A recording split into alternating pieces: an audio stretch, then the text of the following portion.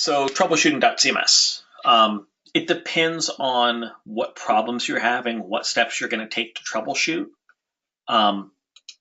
Most commonly, the first place you're going to want to go is the log file. As we talked about earlier, out of the box, dotCMS is configured to just write everything to Catalina out. Any authoring, content creation, production environment, you should really set it up to write different categories of things to different log files. Write your dotCMS access logs out separately from your dotCMS velocity logs, those sorts of things. And that's all set up in the example log4j config that we have. In this environment, I've just got everything writing to Catalina out.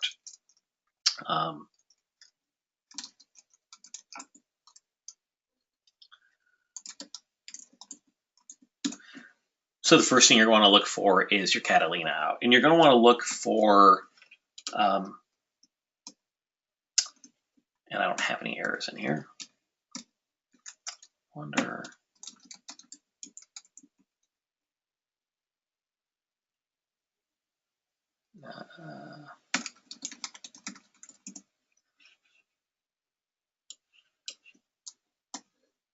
Okay, so here I've got some errors. So the main thing you're going to look for is trying to correlate, okay, at about 1346, user reported that they had this problem. Go in log file and you can see, oh, well, index missing exception. I see what your problem is. The index is bad. Not all of the errors are that obvious. There may be an error which points to a particular Java package or say something like null pointer exception, which isn't terribly informative. Null pointer exceptions, as a system administrator, my response is going to be, okay, we need a Java developer to look into the database and see like what was being look at what was being done at the time and why we got back an null pointer exception. Either look at the database or grab a thread dump, replicate the problem and grab a thread dump and have a Java developer take a look at what's happening in the JVM at that point to try and isolate why that null pointer exception happened. But there can be a lot of other kinds of errors you might see in here. Database connection errors, out of memory errors, which would mean your site is completely down. You can see problems with running low on disk space you might see listed in here. So there's a lot of different kinds of errors you can see. If it's content related error though, it's usually going to get flagged with a error level indicator. In a production environment, you probably would be okay with turning off info level logging and sticking to just warn an error and fatal. You can keep the info level on, but our logs can be pretty talkative. So it can be kind of a hassle to sort through. And certainly do not turn on debug level logging in a production environment because that would rapidly fill up your log space. That's really the primary system level tool. There can be other things. You can use standard system utilities to diagnose a couple of problems. You can look at free to make sure you've got enough memory. You can look at top to see what's happening in terms of resources. Are you pegging the CPU? Are you maxing out the memory? What's going on there? So that can be really useful. But really, the log file is going to be your first line of defense in terms of troubleshooting. If someone is reporting, as we talked about just a minute ago, if someone's reporting, oh, well, our push publishing bundles aren't going. We're getting failures. That integrity checker is your first troubleshooting utility, even before you look at the log files. In our standard configuration, so I can actually show you in the 4 environment that I still have here.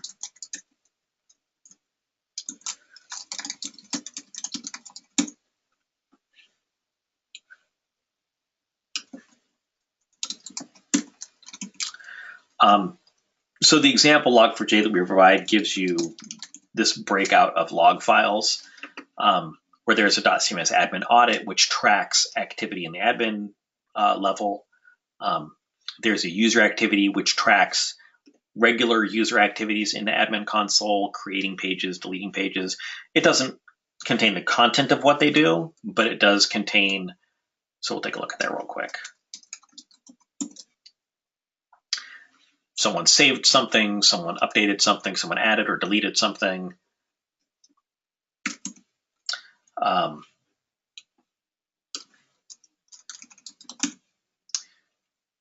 Same thing within, but it just logs that a admin user did it. There's a security log, which is logins and logouts. There's a velocity log. We talked about this earlier when we talked about logging velocity information for debugging purposes. I'm not doing any velocity work right now, so there's nothing in there. There's nothing in my push publish log. And the push publish log keeps a detailed transaction of every push publish event. So you can go in detail to figure out what was happening, but it's just quicker and easier to come here and check your integrity. That'll probably get you to the source of the problem a lot easier. The other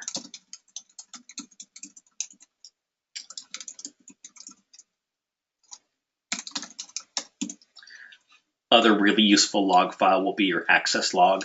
So you're getting a 404 on the front end, you can come here and look at the access log and see exactly what someone was trying to access. Oops.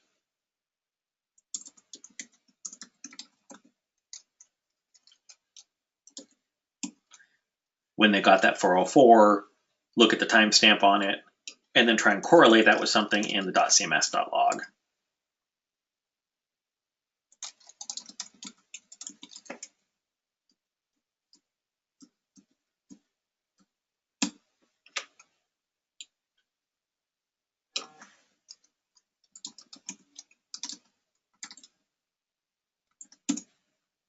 So yeah, you take that timestamp and try and correlate, well, what was happening in the .cms log at that time? Did I get an error on something?